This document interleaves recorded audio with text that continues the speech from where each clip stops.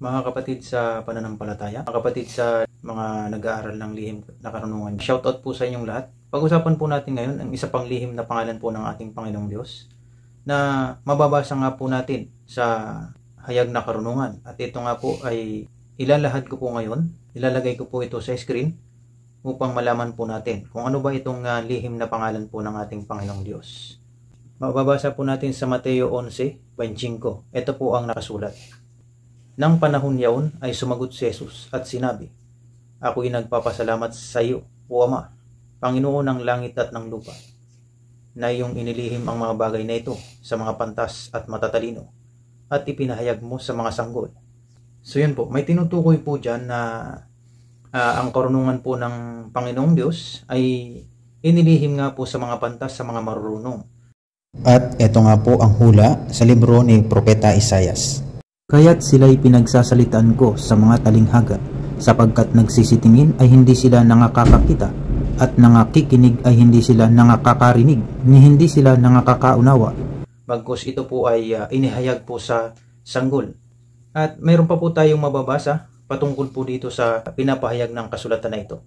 Ito po, babasahin po natin sa Mateo 21:16. At sinabi nila sa kanya, Naririnig mo baga ang sinasabi ng mga ito? At sinabi sa kanila ni Jesus, Oo, kailanman bagay hindi ninyo nabasa mula sa bibig ng mga sanggol at ng mga sumususo ay iyong nilubos ang pagpupuri. So mga kapatid, ano po ba ang tinutukoy po dito? No? Ano po ba ang tinutukoy na inilihim po sa mga sanggol? Na isa pong pangalan po ng pagpupuri sa ating Panginoong Diyos. Basahin na nga po natin kung ano po ba itong lihim na pangalan po na ginagamit po ng mga sanggol upang sambahin po ang ating Panginoong Diyos. Sa pamamagitan po ng pangalan na ito po ay patunay na ang sanggol po ay buhat ng kanyang pagkapanganak ay minumutawi na po nila ang pangalan po ng ating Panginoong Diyos. At ano nga po ba ito? Basahin po natin sa Awit 89:8. Ito po ang nasusulat. O makapangyarihang Diyos ng mga hukbo, sino ang makapangyarihang gaya mo? O ha! So, yun nga po mga kapatid, no? Kung papansinin po natin, ang pangalan po at ang karunungan po ng Panginoong Diyos ay inilihim po sa sanggol.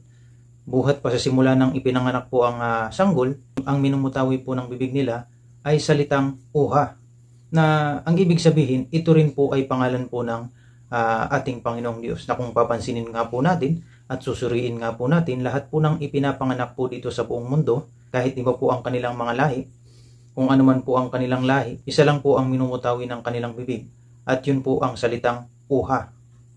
So ano pong ibig ay parating po sa inyo?